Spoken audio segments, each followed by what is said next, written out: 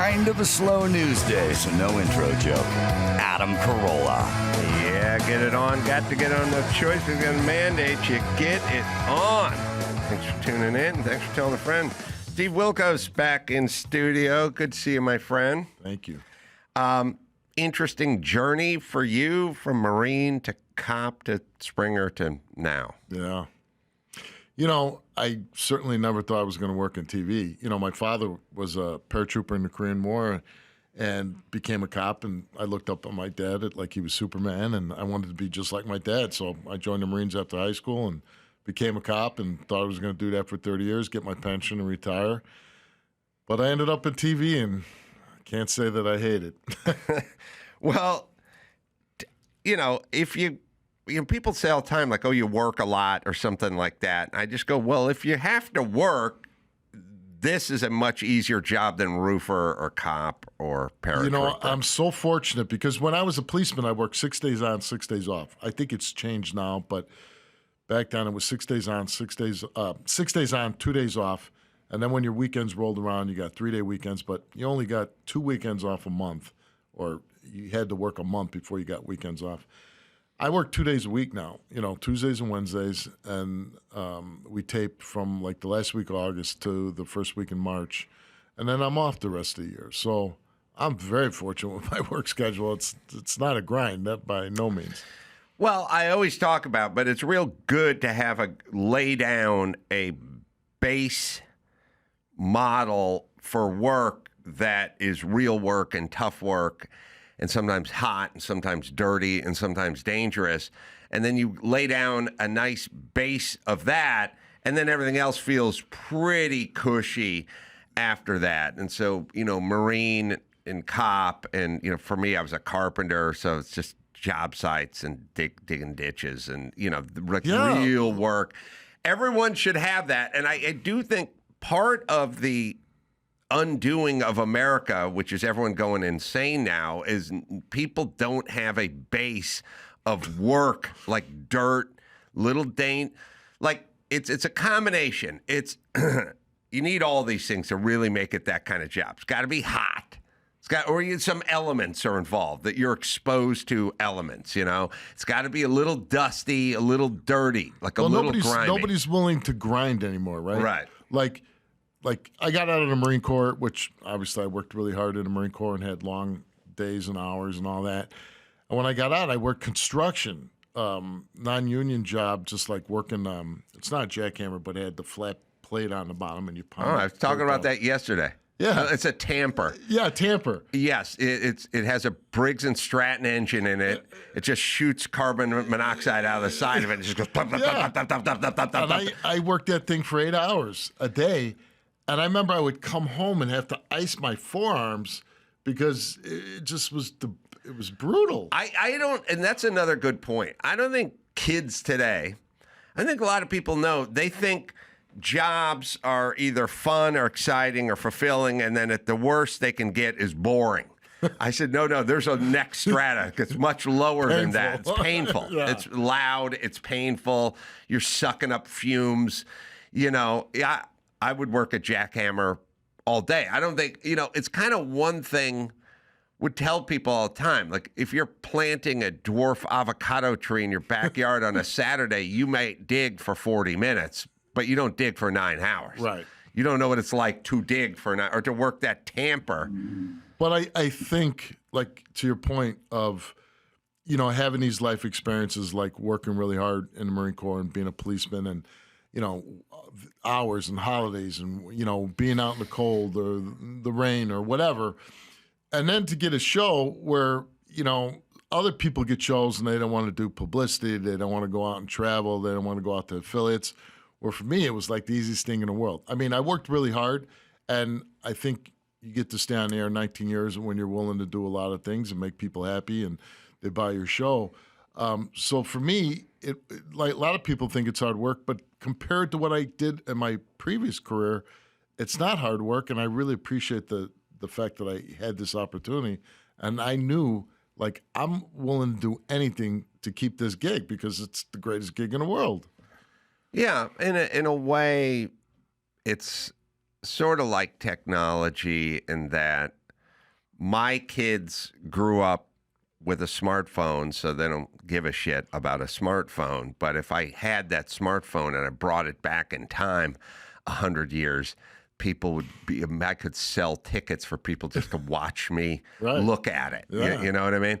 And when you have a cush job and you grow up in air conditioning and you grow up with money or something, it's like then stuff to you and me where they go, you want to fly over here, and then they're going to put you up in a hotel, but you got to do press in the morning. You go, yeah, that sounds like air conditioning and food and free this and free that. That sounds good, because my head's back on a construction site. You know, they never went there. But I also feel like there's a kind of a tactile sanity that comes with putting things together and being outdoors and breaking a sweat. It's sort of, hard day's work for an honest day's pay and stuff like that. And I think people were a lot saner and pragmatic when that was the schedule and you couldn't avoid it. And there's too much computers, air conditioning, and cubicles, and people are starting to go a little nutty. That's what I'm experienced. And the reason I'm always, pardon the pun, drilling down on this is I toggle in between the creative sort of pie in the sky digital world and the mechanical blue collar world all day, every day. I'm literally building something with these guys, and then I come here and then I do work here, and then I go back and talk about plywood and nailing schedules with these guys. And I realized these guys are never nutty. They're never sick. That COVID didn't exist to them. COVID wasn't even a thing to those guys. They didn't talk about it. They didn't wear a mask. They didn't talk about getting your kids vaccinated. They didn't have opinions on it. They just went to work. Right. They just got up, went to work, and then they went home. They got paid. The rest of history, right? Right. They didn't like, if you handed them a burrito, they didn't wipe it down with Purell or anything. They just sat down on a pile of drywall and thanked you for the burrito. Yeah. And by the way, you can get whatever food you want for them because they have no allergies. Right. They have no food-based requirements. They're not lactose intolerant. They don't have anything. Yeah. And I started to realize, why are these guys always so sane and sort of even, and the rest of the ones that are sitting in the air conditioning and on college campuses are starting to go nuts. Yeah.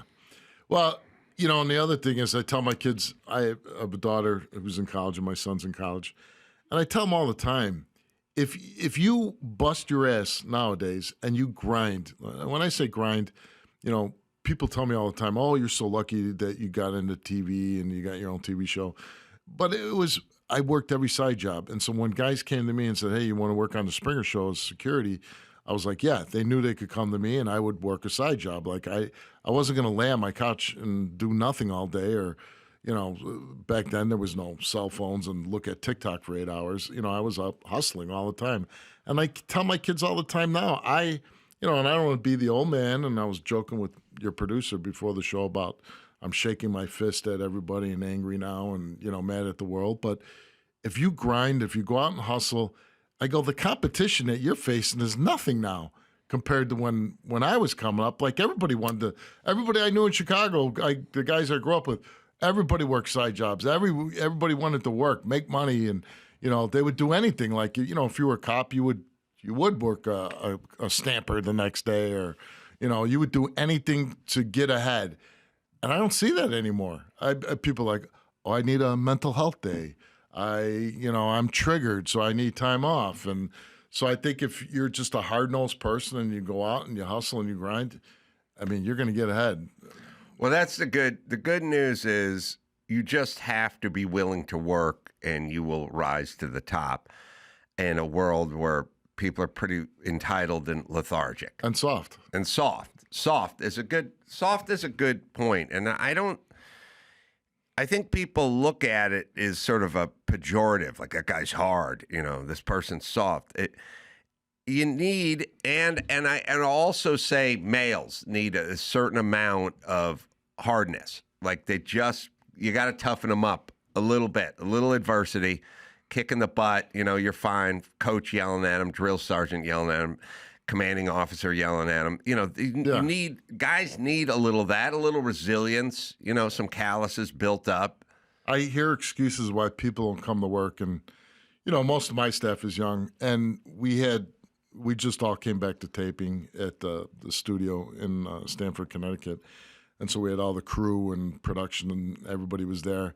And somebody was saying how they couldn't come to work because they were feeling blue or whatever.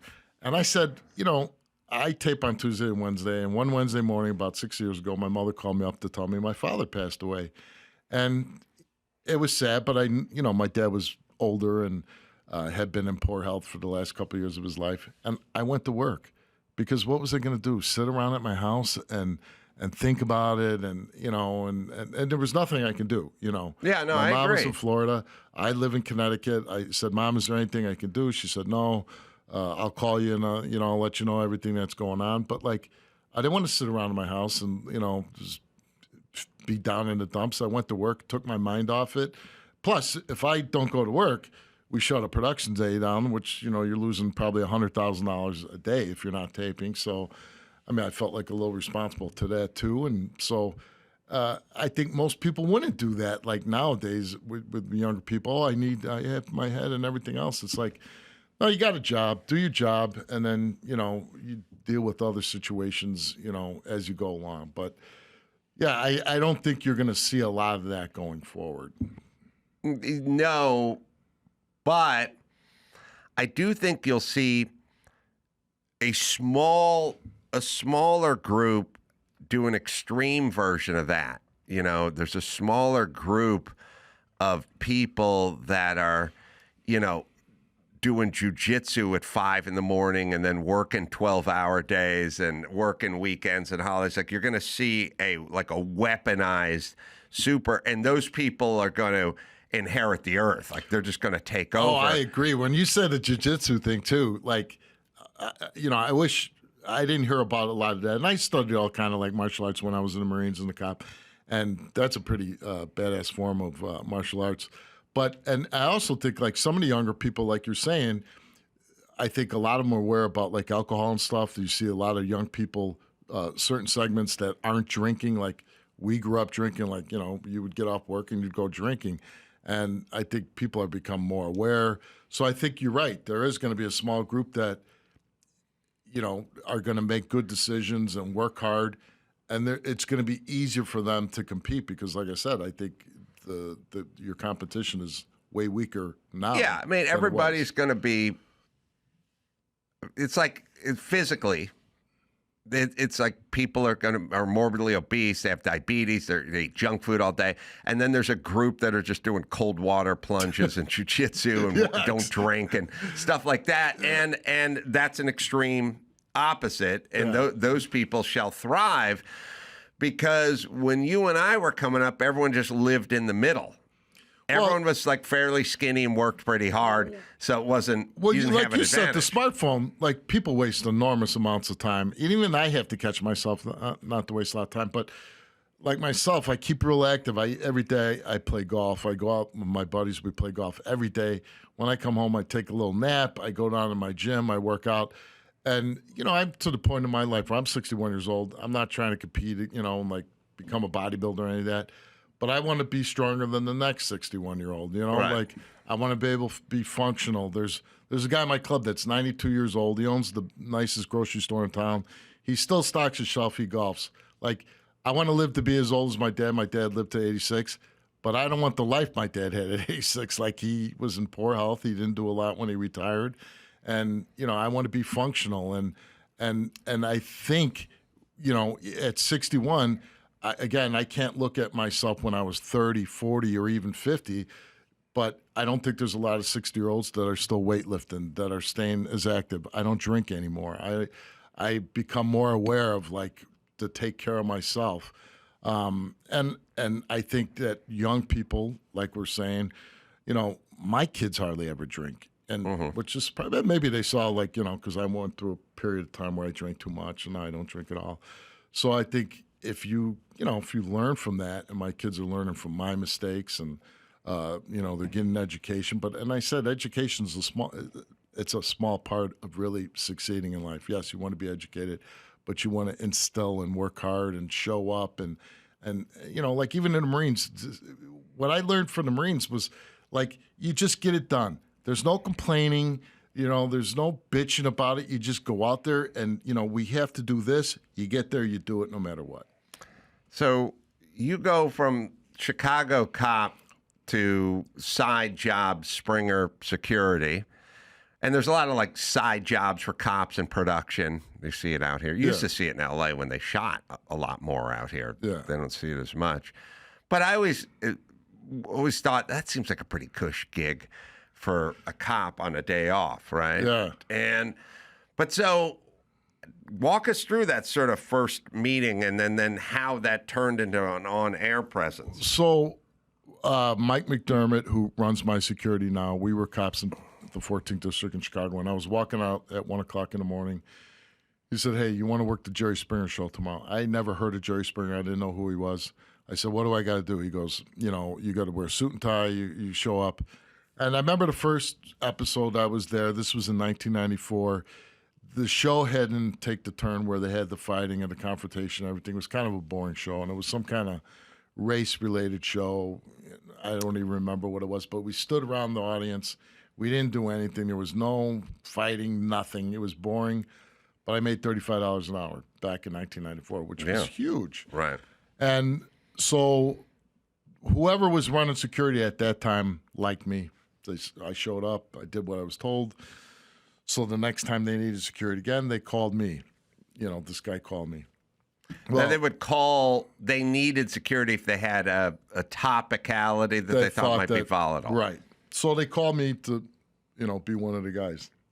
Well, one day, the guy that was running it, I don't know what his deal was, but he wasn't showing up or, he was demanding things. And he was a sheriff. And they fired him. Like, they called him up, said, "Where are you?" "Oh, I'm late." They go, "You're fired. We're not going to use you anymore." And I was standing right there. And they said, "You want to run security here?" And I said, "Yeah, I'd love to." And so then the show started taking the crazy turns where they had, younger people on, and they started getting in physical altercations on the show. And they said, "Okay, we'd like you to be here full time." I said, "Great, I'd love to be here full time." So, they gave me a salary or whatever they gave me. Well, then the show exploded, right? Like they had this thing, and they asked me to shave my head. I shaved my head, and the show became very successful, and they gave me a TV contract. So it just kind of progressed as along, and I don't think there was ever a plan to make me part of the show, but because I was on stage so much, and then I shaved my head and did all the things they did, that my role just kept, growing slowly on the show, where I became a big part of the show. Yeah. And, God, when did Jerry pass? Has it been 3 years? 2 years. He passed in 2023. 2023. I found him to be a very interesting guy to interview. I enjoyed him. I didn't find his persona was different on TV than it was in here. I found him to be kind of thoughtful and interesting and very thoughtful guy, smart, and I don't know. Was he sort of along for the ride in that situation? Like, how much of that was him? I don't think any of it was him, the show, because Jerry was very passionate about politics. And I think, if he had any regrets in life, it would have been that he never, made governor of Ohio or senator of Ohio or congressman of Ohio. He was a mayor of Cincinnati, he was right? Mayor of Cincinnati. And, he thought the show, and he said it many times, was stupid and silly, but it provided him with a great life. And I think he did have fun with it. But I know that if he could have done a show that was completely different, that was political leaning or something like that, he would have loved that. And I think he tried to do something along those lines when he did his podcast in the last few years. So, it wasn't something that he would have picked to do the show that we did, but it was hugely successful. Jerry was a smart guy, and he just went with it. So the show was so successful, and you're sort of distinctive looking, so you must have gotten recognized almost immediately when the show. Well, you got to remember, that time in the late 90s, there was the internet wasn't really that big, and there wasn't, it was, ABC, NBC, CBS, and all that. So when a show was huge, you think about those numbers back then. We'd had 10 million people watching our show, a daytime talk show. Right. Like, I think I draw 800,000 now. Like, so the numbers are just unbelievable. So everybody knew who I was. Like, I'd be locking people up, and they'd be like, "Oh, you're Steve from the Jerry Springer Show," and I'm like, "Yeah." So you still remained a cop? Yeah, I started on the Springer Show in '94, and I left. I retired as a policeman in 2001. So I did both for 8 years. Oh wow! Yeah. I thought once you got full time with Springer, but no, I stayed both. How did you balance that? Well, I worked so I had a permanent afternoon shift on the police department from 4 to 12, and I worked Springer from 9 to 3:30, and then I would just race to the police station. So I worked long days. God, that's crazy. And then after I got off my police shift, I worked security in the nightclubs in Chicago from midnight till 4 in the morning. What's going on with Chicago about now? And how different is it than I can't, back then? I tell my wife, if I was coming out of the Marines now, I would not become a policeman. Oh, yeah. I mean, when I came on the police department was 1990. So it was pre-phones, these cops have to wear body cameras. And I'm not going to lie, I would have got blown up if I had to wear a body camera back then because, there was things I did that I used force, and I don't regret it. But, like, these guys, I mean, everybody's looking to sue and filming you and everything else. I mean, no way, man. Yeah, I couldn't imagine what recruitment would be like to be a cop in Chicago these days. I mean, first of all, the politicians, like the mayor in Chicago, so anti-police. They don't back you. I don't know. I know, like in some departments, they took away personal immunity. So why? And I think that might have happened in Chicago because I remember talking to some guys I still knew on the force, and they're like, "I'm not doing anything." They're like, "No, I'm not going to lose my house." And Well, I mean, they call it the Ferguson effect, which is if you get out of your car and go get involved with something, it might be nothing, or you may be filmed and be leading the internet the next day. Yeah. Either way, there's an element. There's kind of an element. You may have experienced this, but I've dealt there's a white collar kind of version of this, which is like attorneys who work for networks, And sometimes when you're dealing with the attorney that works for the network, you go, "Hey, I want to say this, or I want to do that, or we want to do a bit that's blah, blah, blah." And they just go, "No." Then you go, "Why not?" And they go, "I don't know, just no." Yeah. And you go, and you always leave. I would always leave going, they never will lose their job for saying no. Right. But they could lose their job if they say yes, and then we get sued by Disney. Right. You know what I mean? So they're incentivized just to say no. There's a lot of jobs where they just go no, and that's better. And so if you take cops and you incentivize them not to get involved, because at the end of the day, everyone's just a human, and all anyone wants to do, whether you're the cop on the street or the lawyer in the office for Comedy Central, you just want to go home at the end of the day with your job. And get your paycheck. So you've incentivized these people not to get out of the car. Well, what was said, when I became a policeman, I really enjoyed being a policeman. I loved going to work. I loved getting the bad guy. I loved solving problems in communities. I'm not just saying that. If somebody said, "Hey, officer, these guys down here, they're making my life tough. They're a bunch of thugs. They're selling drugs. They're doing this. They're doing that." I loved helping that guy out. I loved making his block safer. I really enjoyed that. And now you're telling me, I left in 2001, so it wasn't bad yet. But, what if you're taking that ability for a cop to go out and get the bad guy, to clean things up, to make it nicer for people that just want to live their life without a hassle, it's terrible. If a guy's, he's not going to get out of his car and kick somebody's ass and say, "Get out of here, you're causing problems." What's the sense of being a cop?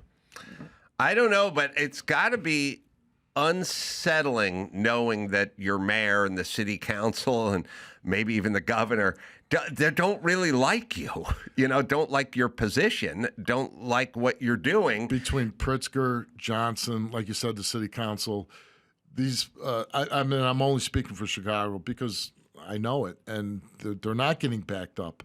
Nobody takes the stand of policemen. They tie their hands so badly. There is no incentive to go out and fight crime.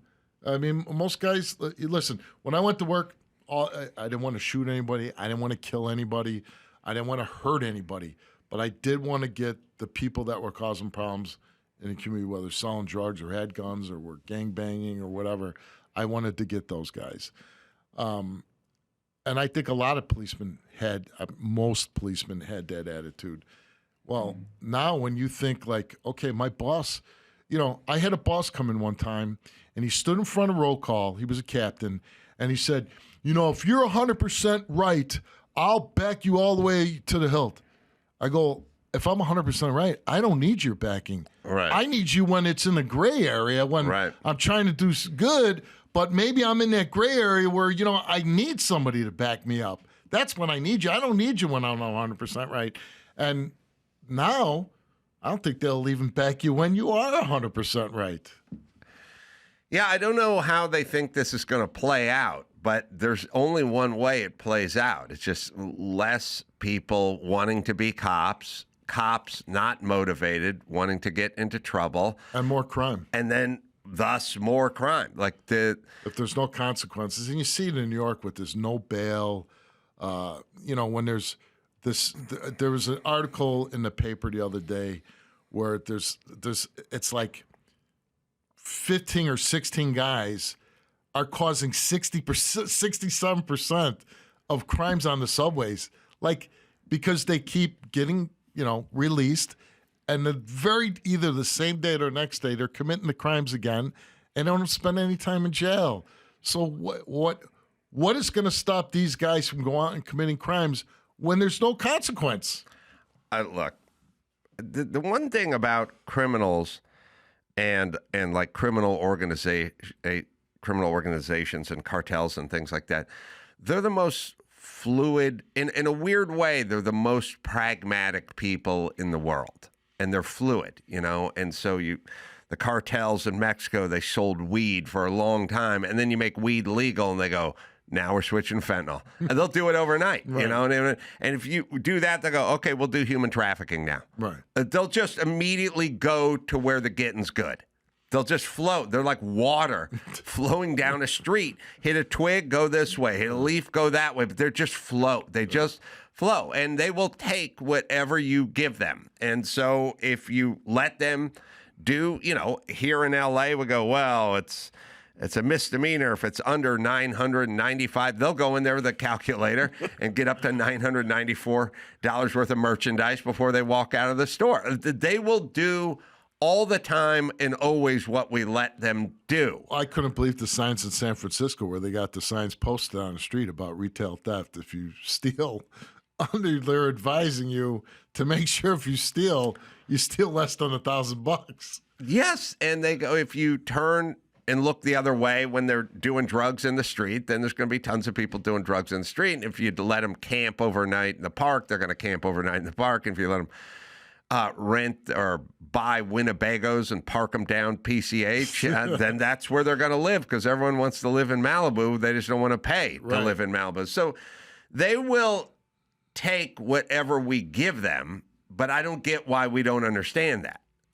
Yeah, I mean, you just, like with Newsom, I see like the problems they have out here, especially with the homelessness, the open drug markets. And I said again with New York, I spend most of my time in Connecticut where I live, I do the show, but, and I'm very up on New York, and they have these open, and they're supplying the needles. Right. And everything else. And I go, so I think most people, like getting to your point earlier, most people want to go to work, come home to their wife, their kids, watch TV, watch sports, just live a life without being harassed, right? You know, you want to be able to walk down the street. You want your kids to be able to walk down the street, not being harassed.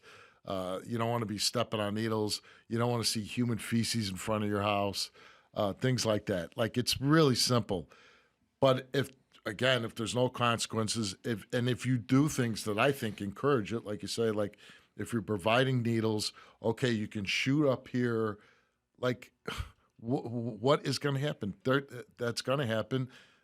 These people aren't going to, they use the parks as an outdoor toilet. Everything gets run down. And then because you're letting people do drugs, they need money to get those drugs. They're not working. So what do? They resort to crime. They rob people. They break into cars. I mean, San Francisco people, they weren't even rolling their windows up on a car. And they're like, please, I have nothing of value in my car. Don't break it, So, well, we got in some sort of weird, perverse world where if you left a backpack on your passenger seat in San Francisco and went to get a coffee and someone broke the window, most people would tell you that's your fault. Yeah. And that's that's a weird Mason-Dixon line to get to cross into. But most people would say that's your fault, and the cops wouldn't look for it. And then also, there is unintended circumstances or consequences which happen from this stuff, which is out here. If somebody steals your laptop, the cops they're not rolling on that at all. So several years ago, I think it was in Pasadena, some guy got his laptop stolen. The guy snatched it, and he knew the cops wouldn't roll on it. But he wanted his laptop back. So he told the cops, the guy pulled a gun on me and took my laptop, which is how this is going to work. If you're not going to go find this guy's laptop, then people are going to start saying the guy had a gun. So then the cops rolled up to the guy and see him in the alley with the laptop, but they think he has a gun. So now the guy makes some sort of move and they shoot the guy. Now you go, whose fault is that? It's the citizen shouldn't have lied. Yeah, but the citizen wanted his laptop back and he knew you weren't going to get it. Right. So that's on you. Yeah. But it's an unintended consequence is what I just think is what I'm saying. I think you get people in and they, maybe they think their heart's in the right place and you don't want to be too hard or, maybe excessive. But then you get so far away from it. And again, if you don't have law and order, you're going to have anarchy. Right. So it was even though it wasn't that long ago from a calendar standpoint, it was just a very different time we were in when you were a cop over there. Again, like so many things have changed. One, like I said, the cell phone is the biggest thing that changed police work. Like, I remember even before cell phones, like I remember we saw this guy grab this woman's purse. It was an older lady. She was much older. She probably in her 80s. Grabbed the purse, and we just happened to be driving down the street. We saw it. We chased the guy. He starts fighting with us. We're punching him, trying to put the cuffs on. And I remember this woman coming out of her house and like, "Oh my God, officers, why are you beating him like that?" And this, I'm like, you don't see why we're doing it. You just see the effect. You didn't see the cause. And that's a problem with doing police work because people just see like, oh, there's two guys beating up one guy. No, we're two police officers trying to effective arrest. We're not just beating this guy up. Yeah, well, the other thing that's interesting, I brought it up recently, but I've seen there's many more women on the force now than there were back in your day. And also the women sort of they manned the phones, but they weren't walking the streets. And now they're out there on the beat and they're giving up 70 pounds to a lot of these guys and getting thrown around out there, which is sort of bound to happen. You know what I mean? Yeah, we didn't have a lot of police women when I was on the job. There was some, like you said, I see a lot more. And I think with the police department, they've done away with standards, right? Like right. You used to be a certain height. You had to be physically fit. Like I remember in the police academy, we had to run like a mile and a half. You had to be able to do so many push-ups, and they've done away with all that. Right. And that's a big problem because, and I remember telling people all the time, I'm 6'3", even at 61, I'm 225. But when I was a younger man, I weighed 250, 245. I was a Marine. I was trained, in self-defense and all kind of things. And, you go up against some of these guys, they're career criminals. They don't care that you're wearing a badge or a gun. They're going to fight you. And if you've never been in a fight in your life and you've never been in violent situations and all of a sudden you're wearing a badge and you think that little piece of metal is going to protect you, you're sorely mistaken. Right. And listen, I don't want to get into a whole thing about women versus men and this and that, but I don't think women have that, a lot of them don't have that killer instinct or that gene in you where you become very violent to self-protect or... Well, I mean, look, I grew up playing football and since I was 7, and I played the line for 10 years, 11 years, and all I did was line up in front of big dudes and try to handle them, right. And they tried to handle me, and it worked out most of the time in my favor, but not all the time. But whatever it was, I was used to that. I was fine being handled that way and trying to handle the person, right. And if it never, I remember when I got to high school and I was playing in high school and there's a guy and he was like athletic and stuff like that. And it was sort of, we're at practice and at some point someone went to hit him or and I saw him just sort of turn and flinch and put his hand up and I was like, oh, he's never been in a football uniform before, right. and by then I'd played 7 years of Pop Warner. I was used to helmets and pads and hitting and I was used to it. Yeah. He wasn't. You know what I mean? This was a new thing for him. And as a woman, as guys growing up with rough and tumble play, wrestling, playing football, wrestling in high school, Marines and all that kind of stuff.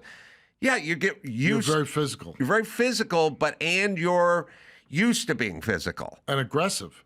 Right. No, I wasn't even that aggressive. I was just like, I understand the concept of someone coming at me and trying to take me down. Right. And if it never happened from 0 to 30 and now it's happening in the street, I wouldn't excel at it either. Listen, I grew up in Chicago in the late 60s and early 70s. And, when I was growing up, we got into fistfights as boys. And fistfights all the way through high school, and then I went into the Marines. My kids grew up in Connecticut, in like the Greenwich area, where my son, he's in college now. I don't know what he's doing now, but he never was a fist fight in school or in the neighborhood of Connecticut, Right. So, it's just different. So, everybody in my neighborhood, it was just part of growing up. You got into fights with other guys. You knew how to defend yourself or you knew how to get into a scrap and take care of business or whatever. So, not that that's the way you want your kids to be raised, but I'm saying if you become a police officer, those situations are going to arise no matter what. If you work on the streets in Chicago, you are going to get into a physical confrontation. It's not a matter of if, it's a matter of when. And if you've never been in a physical confrontation, you're going to be on the bad side of things. All right, Steve, hang out with us for a quick break, and we'll do a little news with DAWSON over there right after this.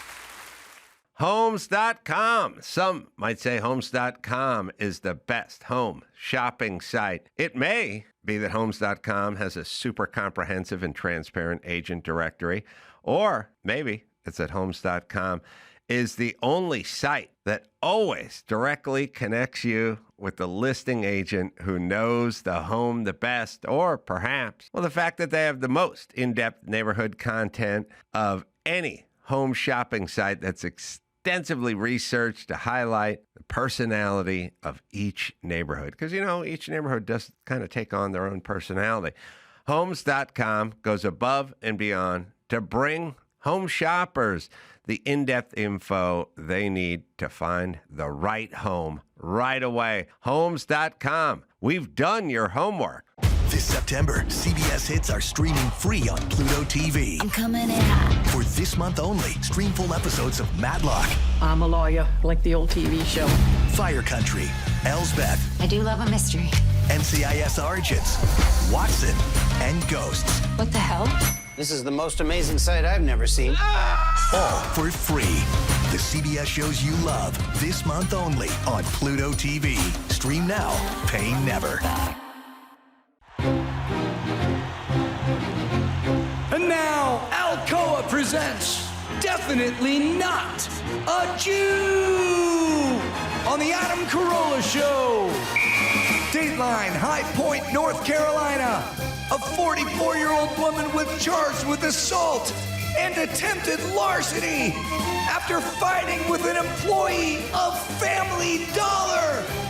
The employee caught her shoplifting a $6 pack of toilet paper.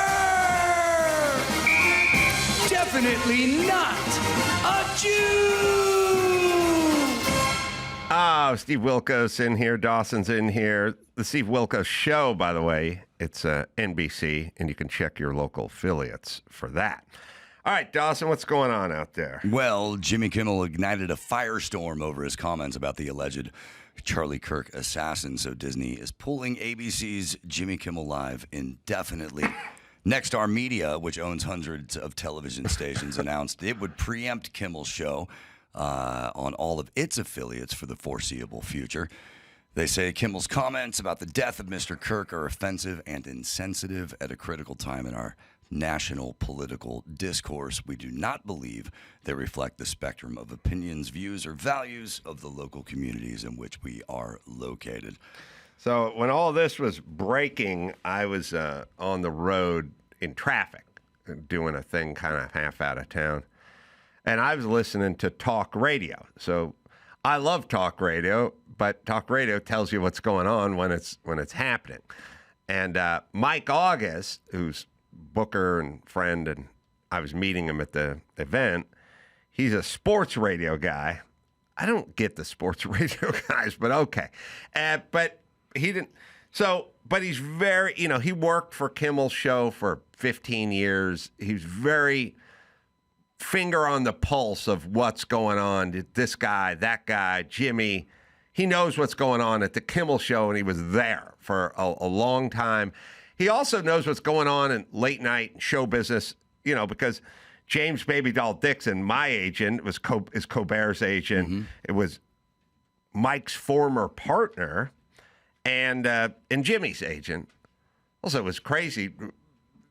James Baby Doll Dixon represent, 7 weeks ago, he had two guys that were like the king of late night, mm-hmm. and now both on, over a decade, so on and so forth. So anyway, I'm hearing about this on the radio. And so Mike calls, and he goes, "How far away are you from the gig?" I go, "I got another hour in traffic." And then he brings up Kimmel for some reason. He's something like, "Oh, man, what's this Kimmel thing?" He says something sort of innocuous. And I go, "Oh, yeah, man. That's crazy, right?" And he goes, "What?" And I go, "Yeah." And so then I tell him, I think he knows that Kimmel's been pulled off. He does not know. So then I go, I said, what would be funny? Every time I talk to Bill O'Reilly always says to me, Connecticut guy, right? Yeah. Bill, I talked to Bill O'Reilly last week. He goes, "Hey, tell your buddy Kimmel to put me on the show. Tell your buddy Kimmel, roll in it." Every time. He goes, "Tell your buddy, I'd be great on the show. Go tell your buddy that." And Kimmel was slated to go to New York, go to Brooklyn, So he goes, "He's going to be in here, tell your buddy, whatever." So just because I think it's funny, and I know Jimmy's show's been pulled, I tell Mike, hit up O'Reilly and tell him good news, I got him booked. He's coming to New York. Colbert's his lead, but he's going to bump Colbert, and I got you in there instead. And Jimmy goes, Mike goes, "You want me to do what with O'Reilly?" I go, "Just hit up O'Reilly's people. Tell him good news. I got him booked on Kimmel's show." He goes, "You got him booked on Kimmel's show?" I go, Yeah, tell him that. Tell him that. It's funny." Well, I don't get it. Why did you book him on Kimmel's show? I thought Kimmel said okay. So this goes on for 10 minutes. I go, "Mike, it's a joke. It's a joke. It's funny, right?" He goes, "Why is it funny?" And I go, Because it's a funny joke. Because O'Reilly's always hit me up, and now it'd be funny if you told him I got him booked. Right. And he goes, I don't get what's funny about that. And I go, it's funny because Jimmy's show got canceled. And he goes, what? I go, yes, Jimmy's show got canceled. He goes, what are you talking about? I go, what the fuck, Mike? Don't you have a radio? You got a phone? I've been on the road for an hour. I've been on the road for an hour. He goes, I go, just don't say, how far are you from the gig? He goes, 5 minutes. I go, just go there, park your car, get your phone out, and call me back. And then he calls me back. And he's like, holy shit. And I'm like, now you can see how funny that O'Reilly joke is, right? And he's like, well, yeah, now I get it. So I said, we'll hit O'Reilly anyway, because this is going to be funny, because I just want to do this. And then, Mike's talking, when affiliates, he was saying, I think it was Conan had one affiliate in Boston drop him, and that's when the domino effect started happening with Conan. But, he knows the nuts and the bolts of TV and late night and affiliates, and once X amount of affiliates, it's once the affiliates drop you or a group drops you, then you get dropped. Now, so then I'm very weird about sending texts to people that are in the middle of stuff, because I feel like they're being flooded with text, and then it feels like a burden to them because they feel compelled to answer your text in a pile of text that they're getting. Well, I would imagine you were on the receiving end of that. I was yesterday. I got onto a group thing with all the guys who worked there and stuff like that. The usual suspects, the guys I watch football with and stuff. But I also had a gig, so I basically shut it off. I just have to go perform and be on stage and do whatever I'm doing. I can't sit around, get a private room, and look at my phone. It happened right when I got there. But there was a break. And I said to Jimmy, I just sent him a text because, you want to be on record as like understanding or knowing or whatever. So then I just sent him a text that just said, thinking about you, hope you're okay. And then I always write, I don't know, maybe this is a reverse psychology thing, but I always write, you don't need to reply because I just want, it's like, your dad died, hey, Steve, sorry. Yeah. Handle your business. Right. I understand. I don't want you actually writing me back and telling me thank you for. It's a tough time for all of us. I'm thinking about you. I'll lead with that sometimes. No need to reply. Just making sure you're cool. Right. He wrote back 18 seconds later, which is how Jimmy does. He just writes back. And maybe he's passive aggressive. Maybe it's my no need to reply makes him reply faster, but. He just replied, and he's like, wow, strange times out here, or whatever. And then I told him I booked O'Reilly on the show. I said, look, as long as you're replying, I'm going to just tell you I booked O'Reilly, but I make a joke. And then he just wrote back, I'm being followed by a helicopter. And I was like, oh, wow, these are strange times, Wow. So, I just said, stay safe, good. I think a lot of people want me to comment on it. My feeling is this. I don't think he should have been fired. It's a weird thing. The right and the left are always sort of misinterpreting things. He was inaccurate about something. It wasn't like he was necessarily attacking Charlie Kirk. He was trying to dump it on Trump and inaccurate about it, because that's what we're living in, a time where something happens. Nancy Pelosi's husband gets hit with a hammer. This side says he's had a MAGA hat on. That side says he's some kind of nudist hippie from Haight-Ashbury. That's all we do now. I don't feel like it's necessary, but that's all we do. But also, and I don't like the government getting involved. And I've heard every side of the story. And in general, I just want people to speak, and then the ratings will do the talking, and you can support them or not support them. And if that's what you want to watch, you can watch it, or you can watch Gutfeld and listen to him bash Kimmel, or however you want to do it. That's the world I'd like to live in. But it's not the world we're living in, and I understand people's arguments. And my thing is just, my perspective is different just because I know Jimmy. And I know Jimmy to be a very good guy and a generous guy, and I've always said that about him. And I realized that while everyone else knows Jimmy as a caricature, I know him as a person. So when people, when I run into the people that don't know Jimmy as a person, I'll O'Reilly or Dave Rubin or Dennis Prager, and they go, "What's up with your buddy Jimmy?" Well, I know him, so that's why I don't think of him like you think of him. But on the other hand, they think of you as a cartoon character too, and I know you. I know Dennis Prager's a very sweet man, lovely man, but these guys on the other side think of you as a cartoon character. And then at a certain point, there's the assassin who thinks of Charlie Kirk as a cartoon character, not a dude. Yeah. I know him as a guy, sweet guy, fair guy, family guy, good American. But that guy looks at him as a cartoon character, and that's why he gets to kill him. You see? And so I know Jimmy as a human. And I know how good he is, and I know how decent he is. And we disagree politically, but who cares? Right. We disagree. We disagree on pizza toppings as well, but it doesn't mean we don't talk. And that's the part I don't get. Right? Because I lean conservative. Jerry was super liberal guy, and we would have discussions all the time.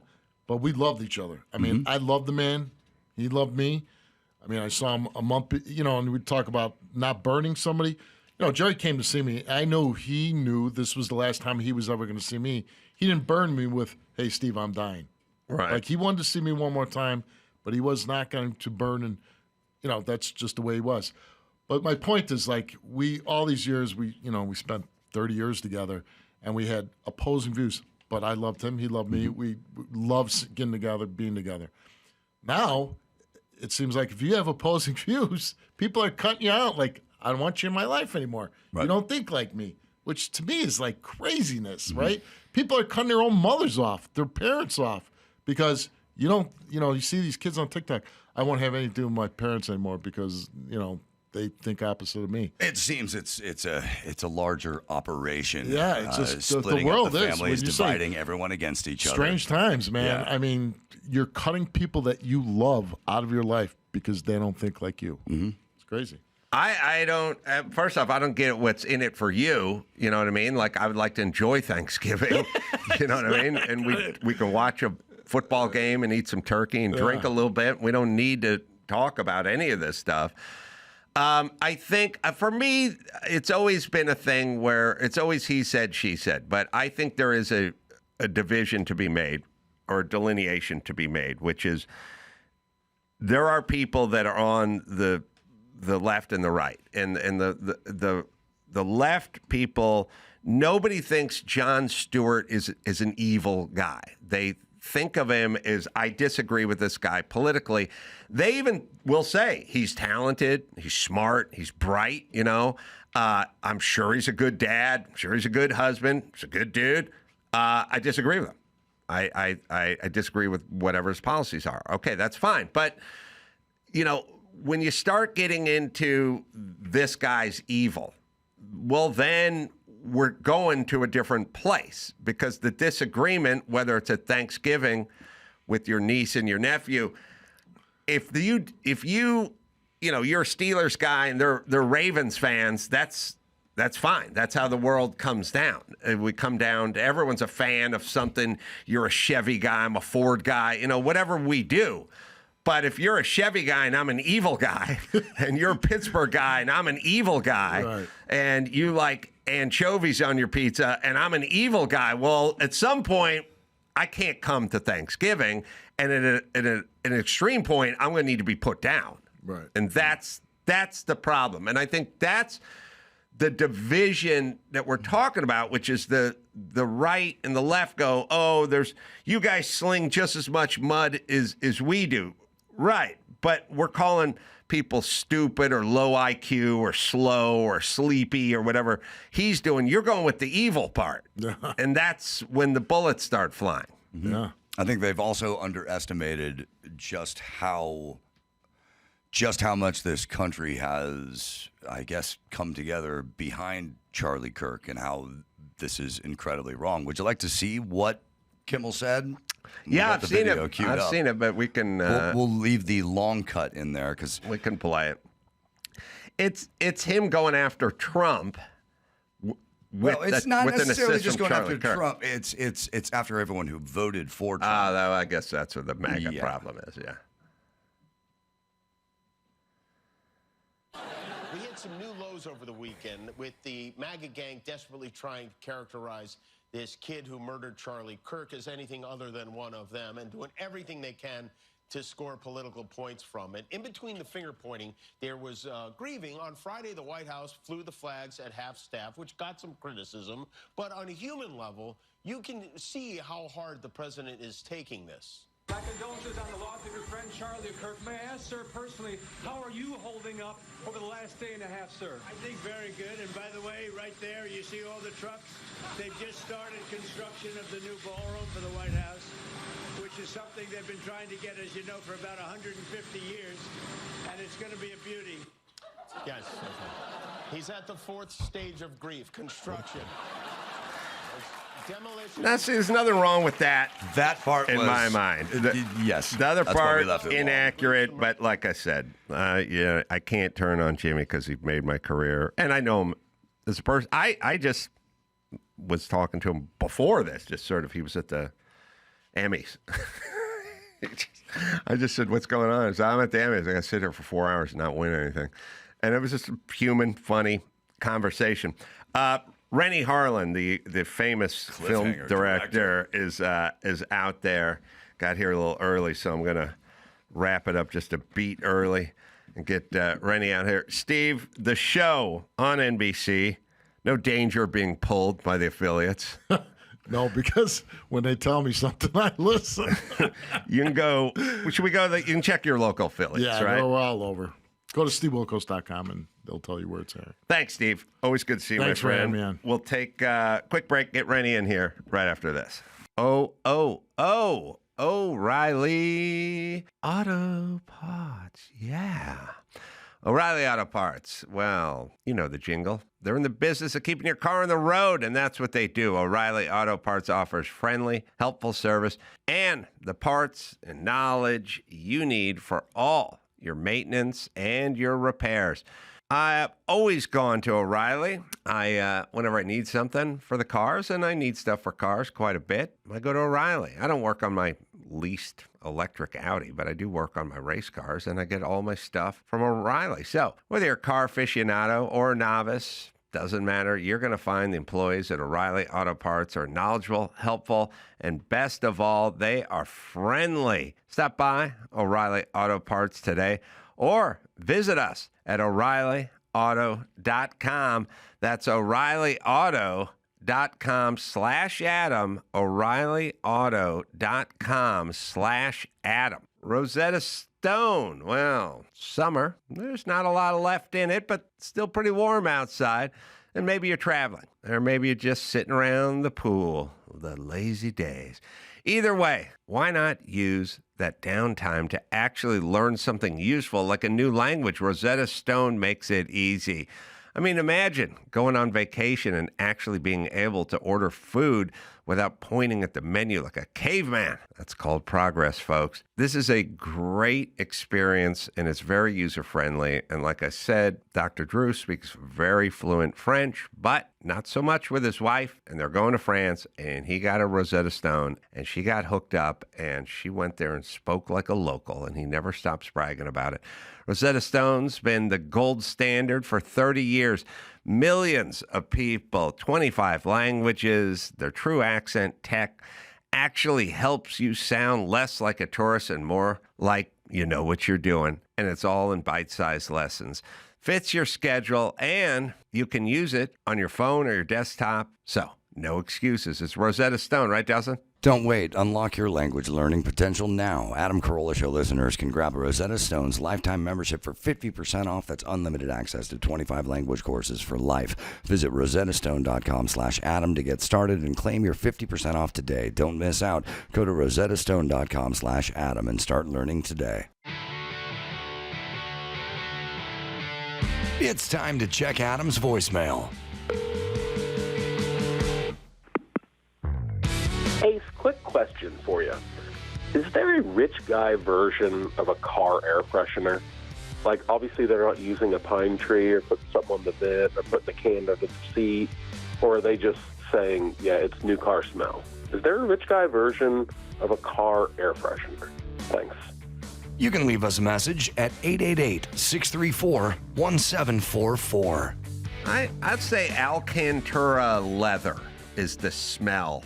Like there's a smell, there's a rich leather smell, and I'll go with that.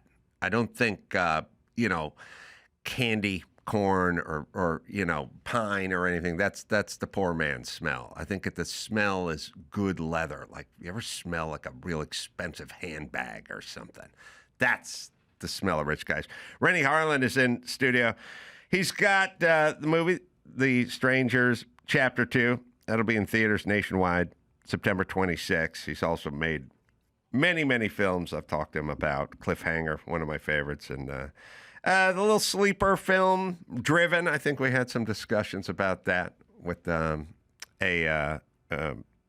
Sylvester Stallone, who's getting on and doing his thing now. But many, many, many films. Die Hard 2. And an interesting story. So, I don't know. How did you come to this country and get involved with such huge, high-budget films? What was the journey?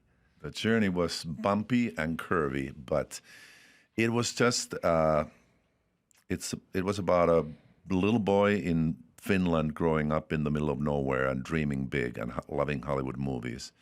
And I just wished hard enough and left Finland when I was in my early 20s and went to Hollywood, and a lot of blind luck, a lot of hard work, a lot of sleepless nights, a lot of lost money, and ultimately I was able to make a couple of low budget films, and then I hit it big on my third little film, which was A Nightmare on Elm Street 4, and it became in the franchise of 7 movies, it became the most successful of the whole series, and overnight changed my life. And the next phone call was from Spielberg, and the rest is history. What did Spielberg have to say? It was really funny because I was staying in this motel in Hollywood, $20 a night, by the way, with bullets flying and scantily clad ladies running around. And then the phone rings, and then the manager calls me. Usually the manager calls me only to ask, where's my $20 for the following night? But he says, Harlin, you have a phone call. I'm like, who would ever call me? Because I don't know anybody. It's like, it's some Mr. Spielberg for you. I'm like, oh, come on, quit this joking. And it's like, okay, well, he said it was Steven Spielberg. I'm like, then I realized it might be for real. I'm like, okay, I'm here. And then I'm like, hello? And it's like, Renny, it's Steve. How are you? I saw your movie last night. I loved it. We got to talk. And he had seen Nightmare on Elm Street that weekend when it came out. And I went to Amblin Entertainment on the Universal lot, and Steven Spielberg offered me a movie to do. And we developed it. We never made it, of course, because it's Hollywood. But we developed the movie for a year, and we became friends. And then one thing led to another, and I started making movies. It is interesting how low the batting average is in Hollywood, how many... I think about it periodically, how many meetings, how many pitches, how many discussions, how many Zoom calls, how much, and nothing ever. No, not nothing ever, but it's rare that stuff comes out the other end. But you have to be, sort of like a baseball player, and that if you got a hit once every 3 times you've been to the plate, you could be an all-star. Yes, and this is such a huge topic. You could talk endlessly about this, but I was just, we arrived in town with my wife a couple of days ago, and we were driving from the airport and looking around, and I looked at this city and I said, do you realize that this is a city of broken dreams? It's a city of dreams too, but it is for most people here. Yes. And I don't want to sound wrong or anything, but am I the only one who feels like every waiter you have in the restaurant and every bartender, they actually are actors or some kind of filmmakers or something like that? But are they? Are they? Some of them people who came here when they were young and they had these big dreams, but they were not able to make it, and they're still doing that bartending and waiter job. Nothing wrong with that, but they still say that they are an actor or they are a director or screenwriter, but they really are a waiter. And at what point in your life do you then sort of give up on the dream and say, like, I got to do something with my life? And again, I'm not putting down waiters or anything like that, but I'm just saying that it's a very common story in this town. Well, I got a lot of thoughts about that. One is, I'm always kind of curious if they really want that thing that they say they want. And it's something I think about all the time. Like, there's a personal version of it in families and friendships and marriages where at some point when you're constantly arguing with people or having friction, you start to think to yourself, is this what they want? Because it feels like this is what they want. And then they always go, I don't want any of this. I want a beautiful relationship. I never want to argue again. It's like, but why do you seize every opportunity to do this? And then I think to myself, do you know what you want? Like, I know people that they go, I want to be a country musician, and there's one guy who wanted to be a country musician, but he never played, and he never got out, and I got out and I was doing stand-up, and I would go locally and I'd just do it for free. And I would work all day, but then at night I would go out and do free stand-up, and I said, well, look, if you want to be a musician, you got to get out there and get your guitar and get on stage, and you got to do it for free. And he said, well, you can afford to do it for free because, you're rich. I can't do it and I said, you can do it. First off, I don't have to do it, but I am rich. I don't have to do it, but you can do it. But then I think to myself, do you want to be a country musician? Because I don't know. I don't know that they do, and I don't know that they know it. Because you wanted to make films. So Yes. you just came here and you just showed up. And I know plenty of people that want to do comedy where they just show up at the club and they'll get a job at the club washing dishes so they can do their comedy at night. And then there's the people that talk about it but never do it. And I don't actually think they want it, but I don't think they know it. That's a good point. And I said when I came to LA and after a couple of years, I've lost all my money. And I was living in a garage. I met somebody who let me sleep next to their 316 BMW in their garage for a year for free. 318 probably. Oh, maybe it was 318. It was 320, 318. Yeah, I was just downgrading. Let's make sure it's not a 316. I wanted to make so miserable, make the story so miserable. It only had a 1.6 liter engine in it, not a 1.8. Yeah, but I barely had money to sometimes go to a coin-operated phone and call my mom in Finland, who I was very close to. How many nickels did that take? It was, like going like that. But I only had $2, so it was a very short conversation. But basically my mom said, like, Renny, why don't you come back to Finland? You're talented. You can do things here. It's going to be great. And I said, I'd rather die than come back and say that I was defeated. And I meant it. I was ready to die. And that's the difference, I think, between people. Is like, do you want to make movies, or is your goal to be famous and rich or something like that? Because then you should do something else. But if you want to make movies, then, you're ready to do anything for it. Yeah, no, I agree. I think they want to be famous, but they're not interested in whatever this craft is. And the joke that's being played on them is it's the ones that are really into the craft that end up getting famous because they're so into the craft. And they're trying to go around the craft part to the fame part. And the craft part entails a lot of free work. and a lot of scripts that never see the light of day, a lot of playing places and never getting paid and with nobody in the audience. That's the part you got to do, and they don't want to do that part because that part is uncomfortable and it doesn't pay, and the only reason you would do that is if you had to and were in love with it, and they're not, but they don't know it, and that's my thing. And I'm starting to wonder if people that argue a lot or just have bad relationships or whatever, I wonder if it's the same thing. Like, I'm starting to wonder if they want this, but they don't know it. And the problem is everyone's story is the same. I want this. Of course I want this. I'll do anything. You'll do anything except for what it takes to do it. Exactly. You can really just kind of tell what people want to do by what they do for free. Totally. And if they do it for free, then that's what they want to do. And I mean, it could be working on a car, could be working in the yard. It could be writing a screenplay, it could be playing an acoustic guitar. You do it for free, that's what you want to do. Totally. And so you're living in a garage next to either 318i or 316i, and you're just like sleeping on a mattress in a garage? Yeah, for a year. And I didn't have money to go to the movies, which was my lifeline. I didn't have money to buy the trades, Hollywood Reporter and Variety, to read what's going on in the town. I didn't have any money, and I didn't have a car. So living in the valley in a garage with no car, because I lived next to a car, but I didn't have a car. Where were you in the valley?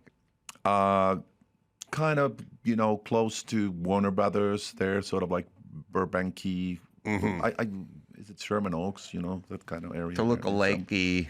Yeah. So you had a decent neighborhood, and the guy let you live in the garage. Yeah. But you were, young, tall, good-looking, exotic with your accent. I could have been a dancer. You could have been a dancer. You must have met lots of girls, right? Well, even that wasn't easy because, to meet a girl, you have to be able to take them out for lunch or something. It's like literally my daily meal was Campbell's soup, 48 cents for the normal kind, 53 cents for the chunky one. And when I had like a feeling of celebration, I had a chunky Campbell's soup.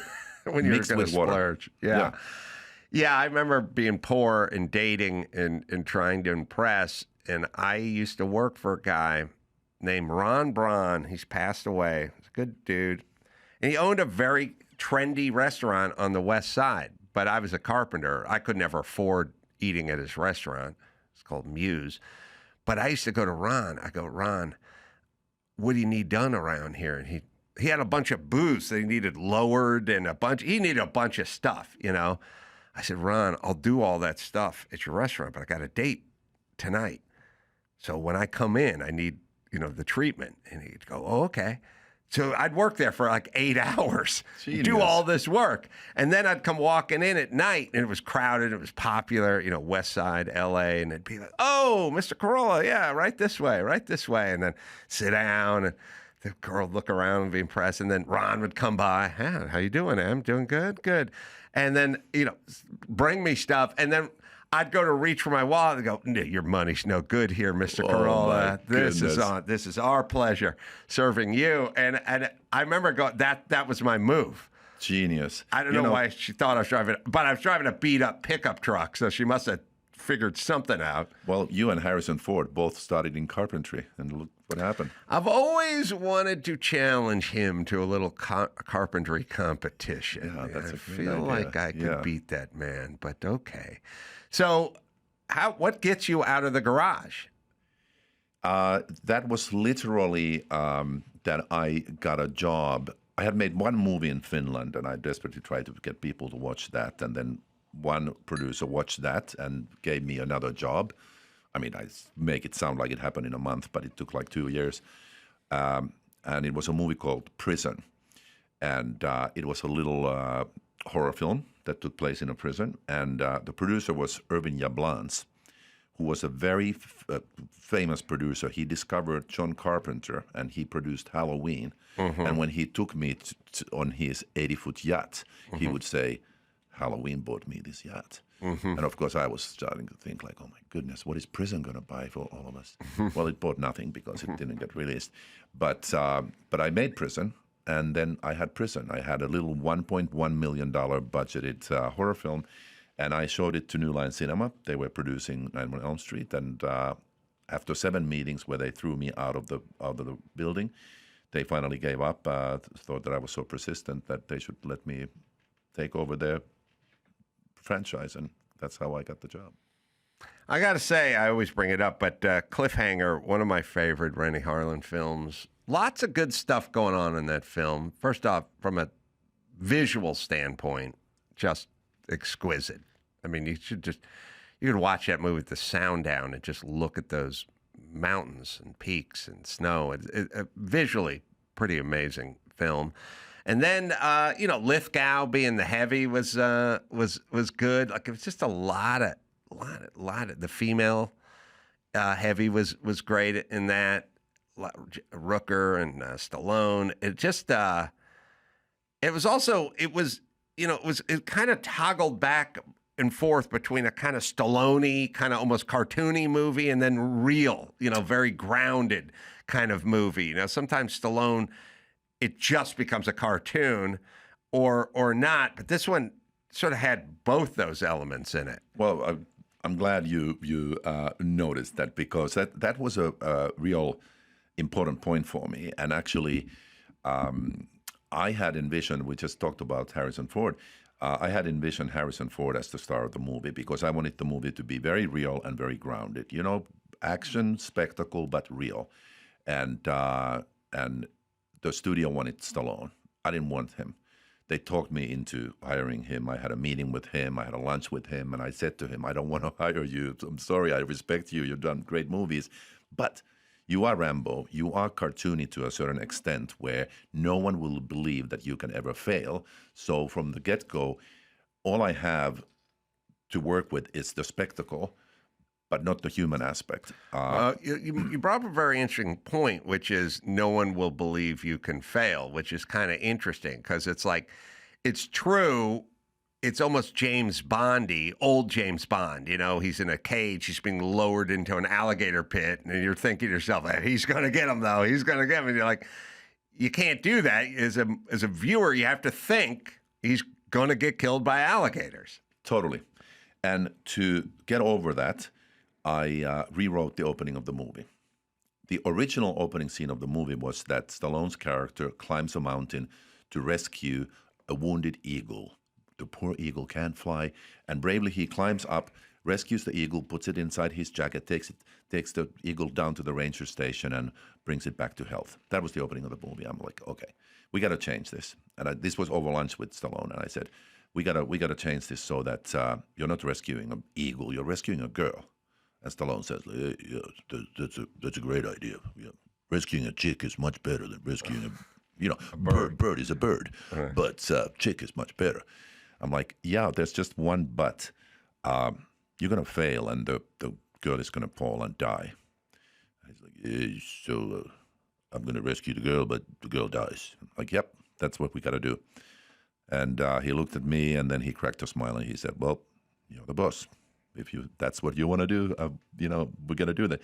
And I said, we got to do that to bring you down to earth. And in the opening scene of the movie, tell the audience that you're a real person. And we did it, and the opening worked really well, and then the movie flowed from there. Yeah, I can still see him hanging on to his glove, hanging off. And I don't know how much there wasn't any CGI or anything back then, and AI and all that stuff. How did you shoot that scene? We shot it for real, and the casting of the girl for the opening scene was a real interesting process because. Normally, producers told me like, yeah, we'll just cast some good actor and then have a stunt woman do the fall. I'm like, no, it's got to be the same woman.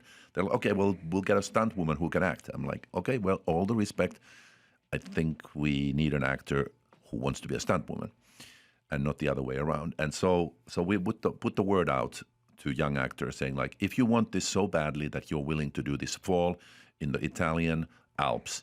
At 8,000 feet, fall 500 feet, free fall on this tiny, tiny, thin wire, then you have a chance. And then we have a bunch of people come in, and they read. And then Michelle Joyner, this young actress, walked in, did the scene. Casting director was standing on a chair. Michelle was lying on the floor. They're holding hands, and she looks at the camera, and she's like, please don't let me die. I don't want to die. And we are all in tears watching this performance. I'm like, that's the girl. I call Stallone. He flies in, runs in, drives in, and we do the scene with him and Michelle. And Stallone is in tears, and I'm like, we got the opening of the movie. And that was Michelle. Never done stunt work. We went to the Italian Alps. The peaks were so small that you could land one skid of the helicopter on the peak, take the actor out there, rig her into the wire, take her out there, Stallone and her and cameras and everything floating in the air, helicopters and this and that, 8,000 feet off the ground. And we did it for real. And that's why it looks so good. Yeah,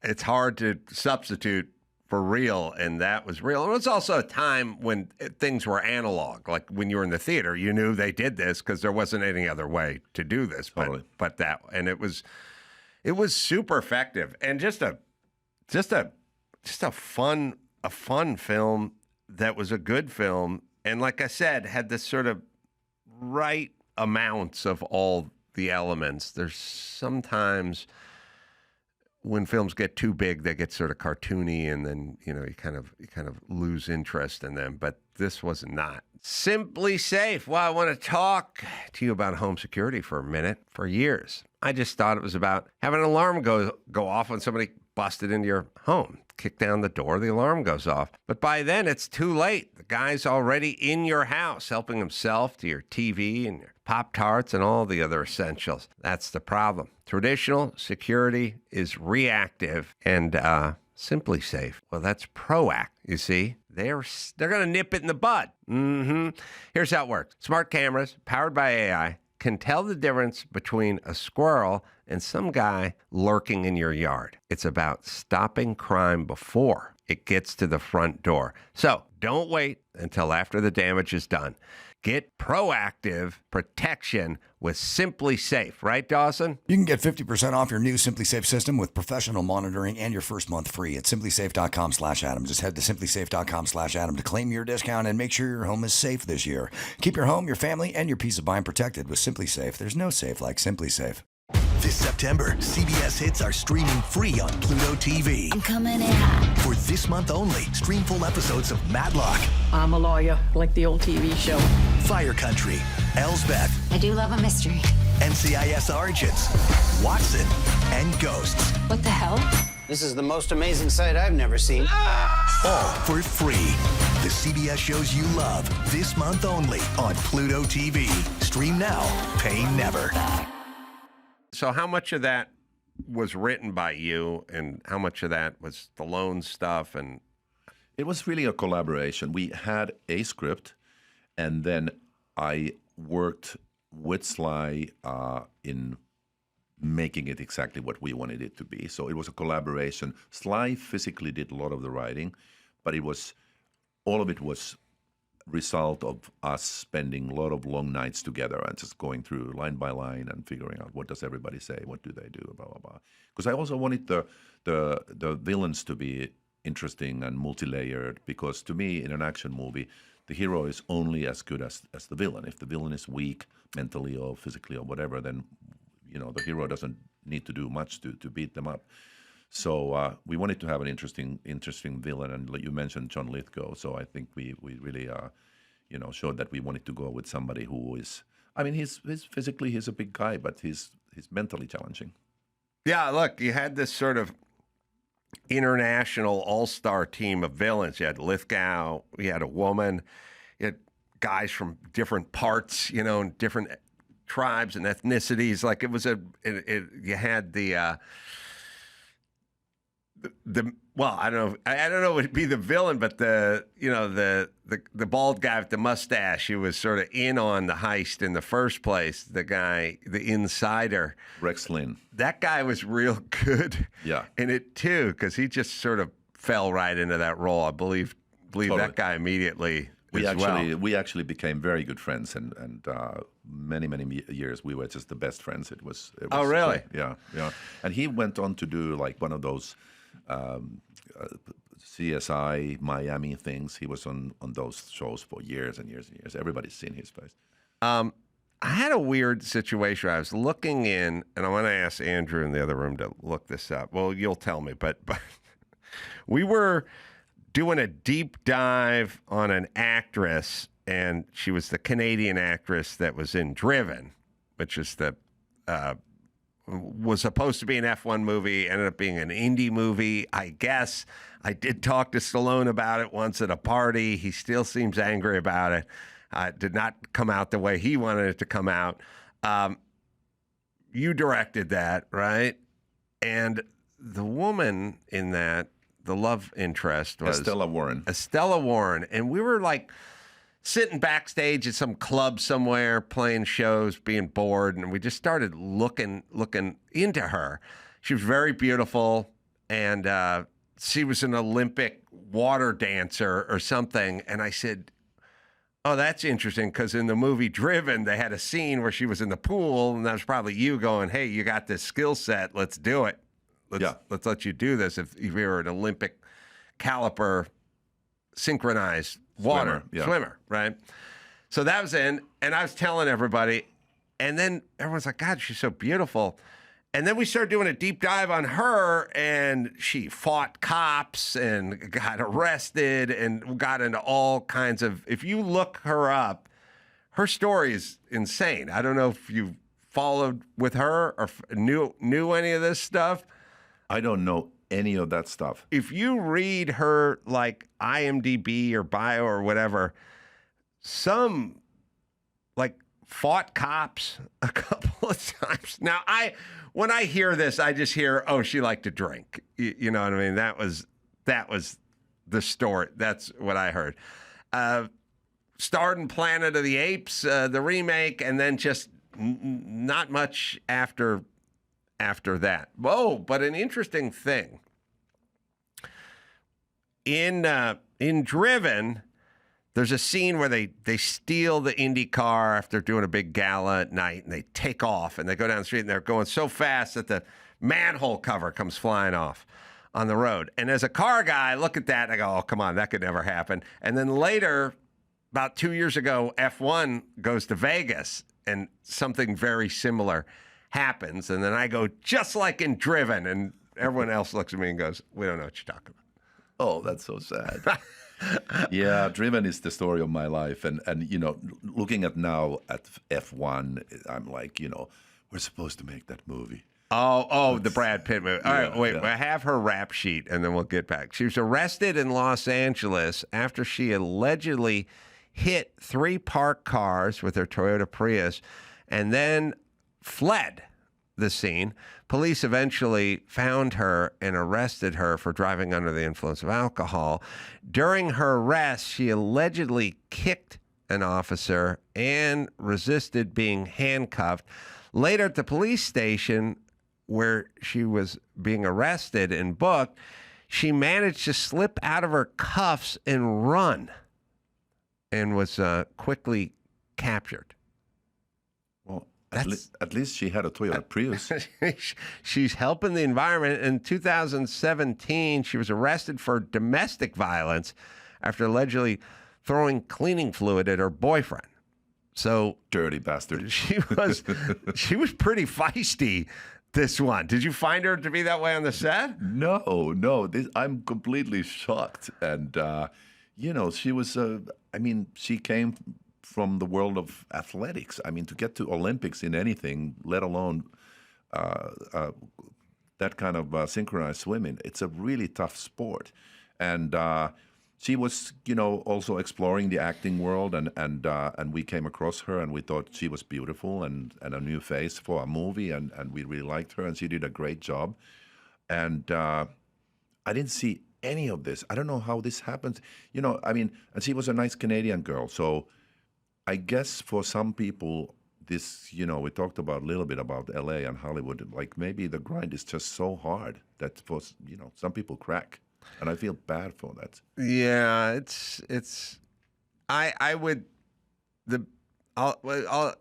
getting back to everybody and the broken dreams. Not doing what you want to do for a long period of time and maybe a lifetime is a frustrating way to go. Like I knew guys when I was a carpenter.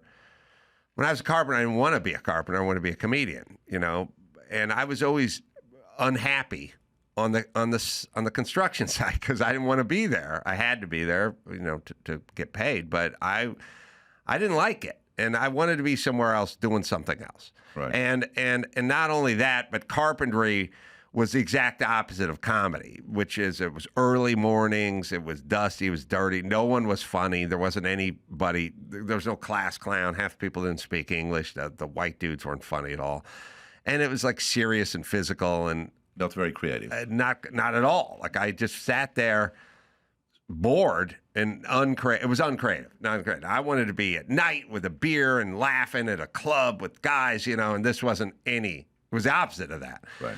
So I was very uncomfortable. But there were guys I realized who liked being carpenters. They didn't have aspirations to be anything else. They kind of knew that they weren't going to be stars or screenwriters or comedians. They were carpenters. And they were pretty happy about it. They didn't seem to be troubled or plagued or upset. They were just there to work. And they did their work. They took pride in their work, and they seemed at peace with it. So the most tormented, you can be a carpenter, just be happy about being a carpenter. You can be a waiter, just be happy about being a waiter. Or you can be a screenwriter or a comedian, and you could be happy. But you can't be as a waiter who wants to be a screenwriter and be happy. You're so right. And I got to tell you something. I don't think you know this, but I have a podcast in Finland with my wife. We live in Miami. We don't live in Finland, but we're doing this podcast in Finland. And we talk about a lot of topics like this, about dreams and happiness and all that. We're just talking about this thing that when you wake up in the morning, if you're frustrated with what you're doing and you don't want to do it and you go to a job that you hate, we understand people have to make money and, provide for their family and everything. But could you at the same time start maybe kind of trying to direct your path a little bit more toward what you would like? Even if it's a hobby first, but do something. Don't just say like, I hate my life, everything sucks, I hate everything. But do something about it. Well, I have a little remedy that's different than what you're saying, but I did it myself, and it worked for me.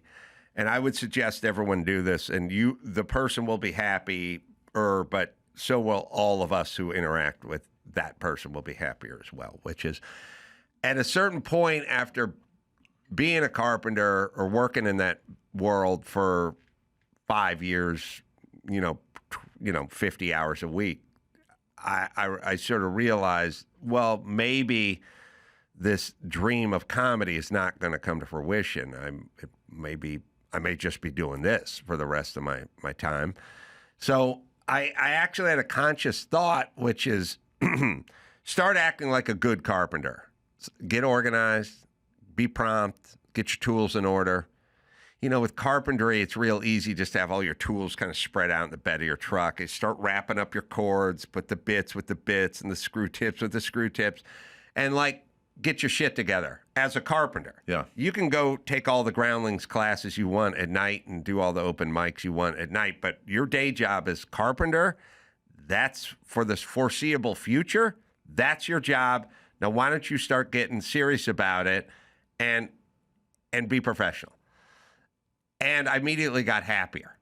That's great advice. Because I was like, I'm tired of moping around as a carpenter all day. This is what you're doing now. Do it the best you can do. That's it. Waiter, carpenter, Uber driver. I don't care. You don't want to be there? Fine, you're there. So don't mope. Do it. And I got better as a carpenter, and I got sort of happier because I was more satisfied because I felt like I was doing better work. And then I didn't say put the comedy dreams on hold or anything. I just said this is what you do during the day. At night, you go hang out with your comedy buddies and work for free. So, and as a result, you got successful in what you wanted to get successful in because you grabbed life by the balls and did your Yeah, best. I mean, it didn't mean I was going to be successful as a comedian. It just meant I wasn't going to be moping around as a carpenter, you know? Like, you have these people, they're your waiter, but they clearly don't want to be there. And it's like, all right, now we're both miserable, you know? And there is a psychological phenomenon that takes place that when you take some pride in what you're doing, even if it's not what you want to be doing, it's more satisfying. Absolutely. And I always, when I hire, for example, an assistant to work for me, I say, okay, today you're an assistant and you're making photocopies or you're organizing something or you're making a list of my calls. Do the best job anybody's ever done doing that, because that'll get noticed. And, you know, you might be an assistant for a month or 6 months or for a year or 2 years, but ultimately it will get noticed that you're the best in doing this, and then you'll get to the next step. But if you're like, oh, I'm just doing this crap now and I'm just going to do it with my left hand because I want to get to the next step, then you'll never get there. So, yeah, Driven was supposed to be F1, ended up being Indy. Stallone has regrets. Maybe you do as well. And then these indie movies come out. You get Rush, which I enjoyed quite a bit. And you get the F1 one. And Brad Pitt, and everyone goes nuts over that thing. And now all of a sudden, you can do F1 movies. I don't know. Was it a clearance thing back then? Yeah, it's a really long story. It was Sly and I were good friends. We were both huge racing fans, and we went to all these Formula One races. And, you know, this was, 25 years ago. And at that point, Formula One was not that well known in America. And so it was an uphill battle to get it financed and everything. But we did get some financing together. And then we went to F1 and we wanted to do this movie. But there was a guy whose name is Bernie Ecclestone, who was the head of F1 at that point. He owned it, yeah. And at the last minute, because somebody said a wrong word or somebody didn't put enough money under the table or whatever it was, he just said, like, actually, you're not doing this. And then we were left there with, like, movie half prepped, everything kind of planned, everything there, money there. And we can't use the word Formula One, and we can't use their cars, we can't use their tracks or any of it. So then we did this sort of a bastardized version of Indy cars that kind of act like F1 cars because we couldn't let go of that dream.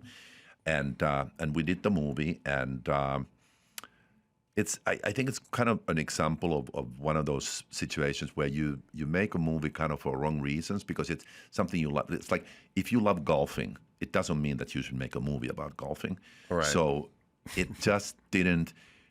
I don't think it's a terrible movie. And when I look at now the Formula One movie, F1, the movie, I see a lot of same shots there and same approach, but it's just, 10 times bigger budget, 10 times better script, big stars, and the full collaboration of F1, all those tracks, all the cars, everything, and, the drivers. And drivers, and of course, fantastic, skillful filmmakers and all that.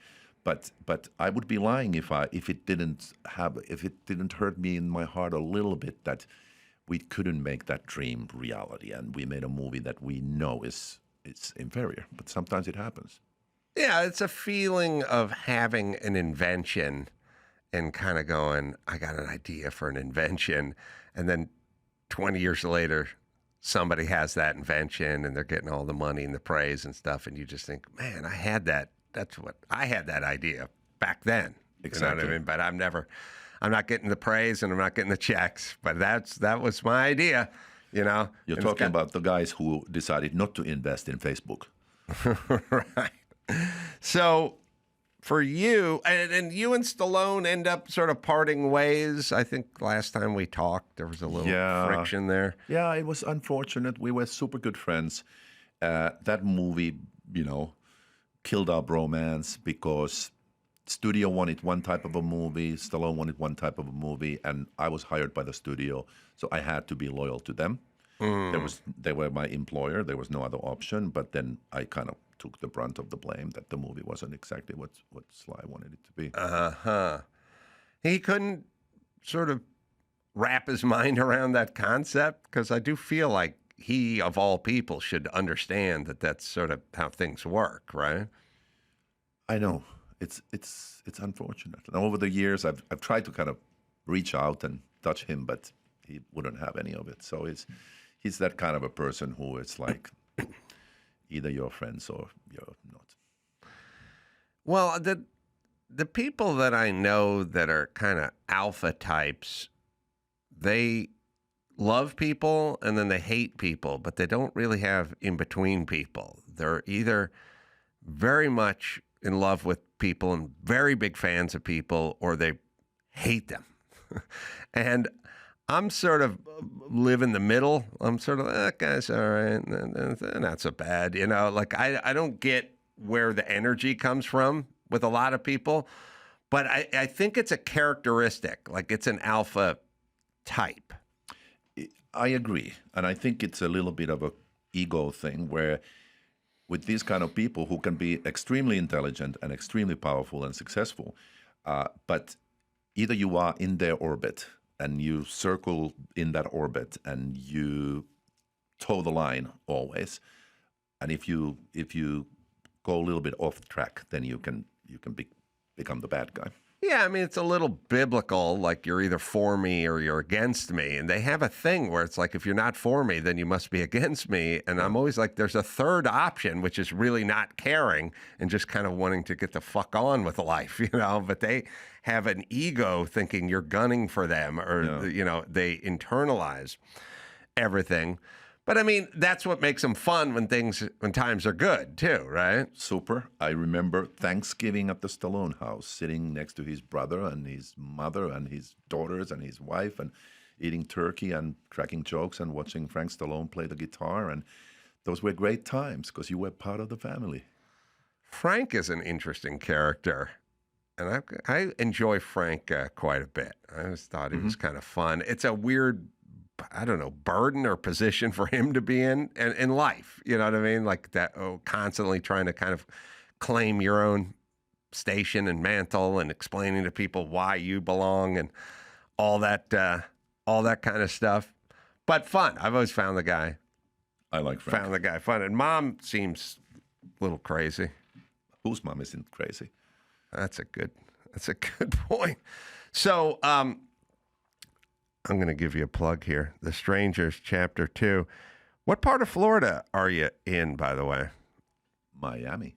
Oh, nice. Yeah, I always, last time we were talking about getting out there, looking at some of those cars and checking things out. Your people are telling me you got a lunch appointment, so... it doesn't matter. I'll be late. Oh. You want to talk, we talk. Oh, look at you. That wasn't a ploy to get you to stay longer, but I'll meet you a little in between. Let's see. You're married to Gina Davis, right? I was. I find her to be, she seems like one of the most attractive people on the planet. And the reason I say that is like people will go, they'll say like Jennifer Aniston, or someone like that. And I've talked to Jennifer Aniston at Kimmel's parties and stuff, and she's cute, but she's not striking.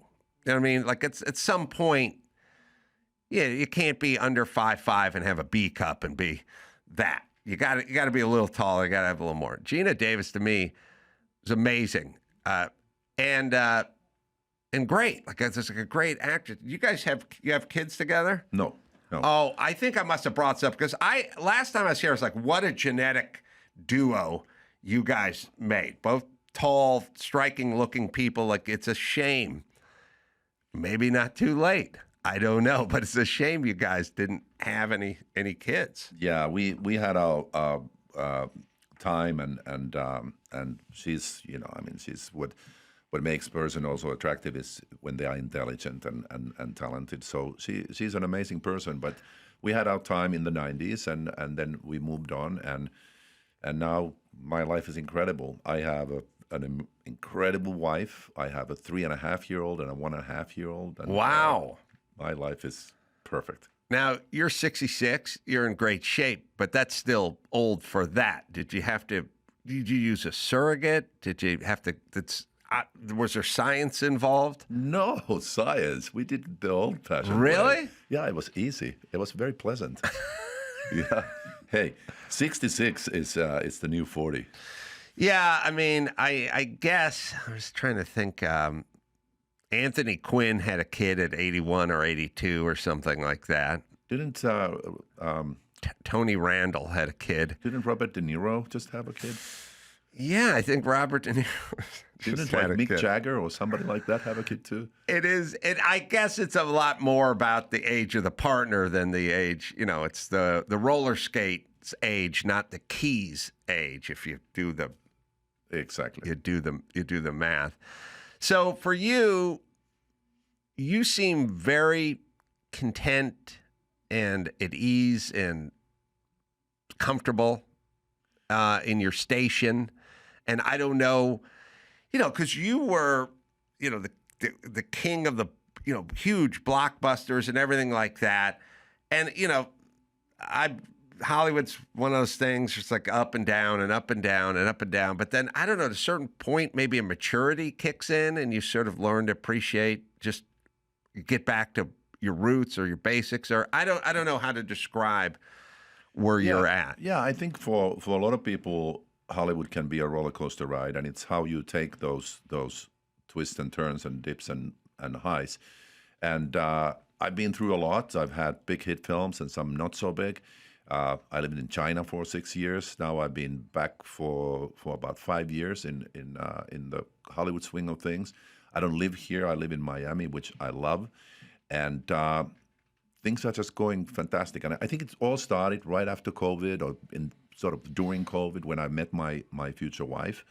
And I found a purpose in my life. I'd been working hard, living hard, but in a way drifting. Like I didn't have something solid. I had a lot of dreams about that, and it came true. For me, it was always about having a family, having something that will leave a kind of a legacy for me. And now having these kids, it's everything to me, and it just makes me work harder. It makes me feel more grounded, at ease, relaxed, inspired, motivated. And as a result, just work keeps coming to me. I have 4 movies coming out next year. Really? Theatrical movies next year. And now I have Strangers 2, Chapter 2, coming out in a week. Unbelievable. Renny Harlin, I'll let you get to lunch, but it's always great catching up with you. Likewise. And appreciate you taking the time. Steve Wilkos, you can check out his NBC shows on the affiliates as well. You can go to AdamCarolla.com for all the live shows where I'm doing stand-up. And until next time, it's Adam for Renny and Steve and Dawson saying mahalo.